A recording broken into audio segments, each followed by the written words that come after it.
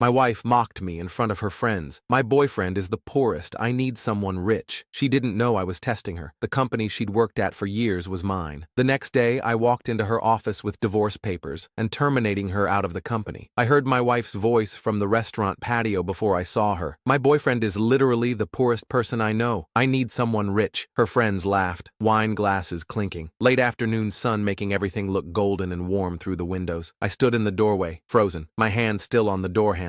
We'd been married 2 years, together for 4 before that. She thought I was a freelance consultant, struggling, barely making rent on our modest 1-bedroom apartment, living paycheck to paycheck. The truth? I owned the company she worked for, TechCore Solutions, $50 million in annual revenue, 200 employees, 3 office locations. She had no idea. I'd kept it secret deliberately from the day we met. Wanted to know if she loved me, just me, not my money, not my success, not what I could give her. Now I had my answer. "Sarah, you're terrible," one of her friends said through laughter. "That's so mean." "I'm serious," my wife continued, voice clear, no hesitation. "He can't even afford a nice dinner out. I always have to pay. It's embarrassing. My friends ask where we go and I have to lie because we literally eat at food trucks. Then why stay with him? Because he's sweet and temporary. I'm keeping my options open. There's this guy at work, Marcus from sales. He drives a Porsche. Asked me to lunch twice this week." More laughter, more wine being poured. My chest felt tight, hands clenched into fists, throat closing up. I turned around, walked out before they could see me, back through the restaurant, past the hostess stand, out into the parking lot. She never saw me. I drove home in silence, radio off, mind blank, numb, sat in our apartment, the one I secretly owned the entire building to. Bought it 3 years ago as an investment property. Never told her. Everything looked different now, smaller, false, like a stage set. The photos on the wall, our wedding picture, her in white, me in my suit, both of us smiling, me believing it meant something real. The couch we'd picked out together at IKEA. "We can't afford anything expensive," she'd said. I'd agreed. Pretended to check my bank account balance. The TV I'd bought on credit that was actually paid in full. All of it a lie. A test she'd just failed. I pulled out my phone, opened the company directory, the secure employee database. Sarah Chen, marketing manager. Employee ID, 2847, hired 3 years ago. Annual salary, $78,000. Before we got married, she'd celebrated getting that job. Called me crying, happy tears, said it was her dream company. Amazing benefits, great culture. She'd worked so hard for it. I'd smiled, congratulated her, taken her to dinner at a cheap Italian place to celebrate. Never told her I'd personally approved her hire. Never told her I'd reviewed her resume, read her cover letter, made the final decision. I scrolled down to Marcus Williams, senior sales executive, Porsche guy. Annual salary, $125,000 plus commission. Then I made 3 phone calls. First, to my lawyer, personal attorney, had his cell number. "David, it's Daniel. I need divorce papers immediately." "What happened?" "I'll explain later. Can you have them ready by tomorrow morning?" "That fast?" "Yes." "Okay, I'll draft them tonight." Second call, to HR, Director of Human Resources, Linda Chen, no relation to Sarah. "Linda, Daniel Morrison, I need you to prepare termination documents for employee 2847. Sarah Chen, marketing, effective immediately." Silence. Then, "Sir, can I ask why?" "Performance issues. I'll provide documentation. Have security ready tomorrow at 10. "Understood." Third call, to my executive assistant, Margaret, been with me for 5 years. "Margaret, clear my schedule tomorrow morning. Cancel everything. I'm coming to the office, in person." "You're coming in? You never come in on Wednesdays." "I am tomorrow. Conference room B, 10 o'clock. I'll need privacy." "Of course. Is everything all right?" "It will be." That night, Sarah came home late, around 9, smelled like wine and expensive perfume. "Hey babe," she kissed my cheek. Quick, perfunctory. "Sorry I'm late. Girls' night ran long. You know how it is." "How was it?" "Good. Just venting about work stuff mostly. Boring office drama." She kicked off her heels. Expensive ones. Louboutins she'd bought with her own money but complained about affording. I nodded. "Yeah, I know." She went to shower, changed into pajamas, came to bed. I stayed up, sat at the kitchen table, signed the divorce papers David emailed, reviewed the termination documents Linda sent, performance reviews, documentation of issues that didn't really exist but looked official enough. Everything ready, everything in place. Morning came. Sarah left for work at 8 sharp. She was always punctual. "Have a good day," she called out, grabbing her purse, her laptop bag, coffee in a travel mug. "You too." The door closed. I waited an hour, made coffee, sat in silence, thinking, making sure I wanted to do this. I did. I got dressed. Not my usual jeans and t-shirt, not the struggling consultant outfit, custom suit, Tom Ford, Italian wool, charcoal gray, $3,000, tailored perfectly. Watch Dad gave me when I started the company. Rolex Submariner, $40,000. Shoes I'd bought in London 2 years ago, never worn around Sarah. John Lobb, $2,000. Belt, Hermes, $600. I looked in the mirror, different person, not the poor boyfriend, not the struggling consultant, the real me, the CEO, the owner, the man with money. I arrived at TechCore headquarters at 9:45, 15 minutes early, parked in my reserved spot, front row, the one with the sign, CEO, D. Morrison, reserved. Sarah's car was 4 rows over, white Honda Accord. She'd complained about wanting to upgrade but not being able to afford it. I walked through the lobby, glass and steel, modern, expensive. I'd designed it myself when we built this location. The receptionist stood immediately. Mr. Morrison, we weren't expecting you today. Surprise visit, Janet. How's your son doing? Good. Thank you for asking. Started college last month. Excellent. Send my regards. The elevator took me to the 5th floor. Marketing department. Sarah's floor. I could see her desk through the glass walls. She was laughing with someone. Marcus, the Porsche guy, leaning on her desk, coffee in hand, both of them smiling. My assistant Margaret met me at the elevator. Sir, everything's prepared. Conference room B as requested. Security is standing by. Thank you. Please have security escort Ms. Sarah Chen to the conference room and Mr. Marcus Williams. Her eyebrows went up. Both of them? Both of them. Separately, if possible. Sarah first. Right away. I walked to conference room B corner office. Glass walls, leather chairs,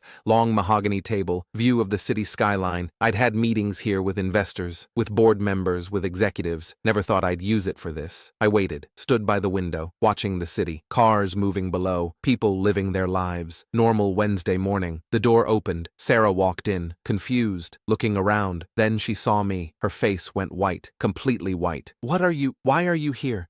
Are you delivering something? I gestured to the chair. Please sit. I don't understand. What are you doing here? Sit down, Sarah. Something in my tone made her obey. She sat slowly, eyes never leaving me. The door opened again. Marcus walked in, also confused. Looked at Sarah, at me. Am I interrupting something? No, sit. I pointed to the chair next to Sarah. He sat, looking between us. I'm sorry, I don't understand what's happening. I stayed standing, walked to the head of the table. My assistant Margaret entered quietly, set 2 folders in front of them, then left, closed the door. What is this? Sarah asked, her voice shaking slightly. I looked at her, really looked at her. Sarah, you're being terminated. Effective immediately. Security will escort you out in a few minutes. You have 30 minutes to collect your personal items. Silence. Then she laughed, nervous, confused. What? You can't? Who do you think you? I'm the CEO. Daniel Morrison, founder and owner of TechCore Solutions. This company. The laughter stopped. Marcus's mouth fell open. Sarah's face went from white to red to white again. No, that's not possible. I have been for 7 years, since 2 years before we met. But you told me you were a freelance consultant. You said you were struggling. You said, I wanted to see if you loved me for me. I wanted to know if money mattered. Now I know it does. I slid the second folder across the table to her. These are divorce papers, already filed. You'll be served officially tomorrow by a process server, but I wanted you to see them first. Her hands were shaking, trembling. This is insane. You lied to me. You've been lying for 4 years. I omitted information. You, on the other hand, mocked me, called me the poorest person you know, said you were keeping your options open. I looked at Marcus. With him. Marcus pushed his chair back. Whoa, I didn't know she was married. She doesn't wear a ring at work. I swear I didn't know. I know. You're not being fired. You're just here as a witness. Sarah stood up, chair scraping. You can't do this. We're married. You can't just... I can. And I am. The apartment we live in, I own the building. You have 30 days to move out. Legal separation terms are in the folder. You'll receive alimony for 1 year. After that, you're on your own. You're insane. You're doing this because of what? One conversation? One stupid comment I made to my friends? One conversation where you called me the poorest person you know, where you said I was temporary, embarrassing, where you admitted you were actively looking for someone richer, someone better. She opened her mouth, closed it, opened it again. I was just venting. People say things they don't mean. You meant it. I sat down, calm, hands folded on the table. I gave you everything. My time, my love, my honesty about who I was as a person.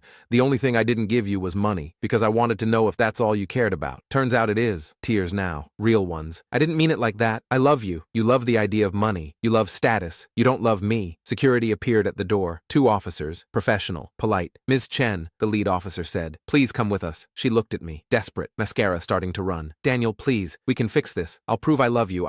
We can't fix this. You loved the idea of what money could give you more than you loved me. Now you'll have neither the money nor me. Security waited patiently. She grabbed the folders with shaking hands, stood up, walked to the door, stopped, turned back. I did love you. I do love you. No, you loved who you thought I'd become. Someone rich, someone successful. Turns out I already was. You just didn't know how to see it. She left, security following behind her. Marcus stood quickly. Sir, I should go. I'm really sorry. I had no idea. You can go. You're not in trouble. But Marcus? Yes, sir? The Porsche? Lease it or own it? Lease. Thought so. You can go. He practically ran out. I sat alone in the conference room, watched through the glass walls as security escorted Sarah through the marketing department. Everyone watching, whispering, phones out, filming probably. Her desk was visible from here. They stopped there, handed her a cardboard box for her her things. She looked up, saw me through the glass, watching her. I didn't look away, didn't flinch. She started packing. Photos of us, coffee mug, the succulent plant I'd bought her for her birthday. She'd said it was the only thing I'd ever bought her that she actually liked. 15 minutes later, she was walking toward the elevator, box in her arms, eyes red, mascara smeared. People parted for her. No one spoke. No one said goodbye. The elevator doors opened. She stepped inside, turned around, looked at me one more time through all the glass walls between us. I raised my hand, not a wave, just acknowledgement. I see you. This is really happening. Then the elevator doors closed. She was gone.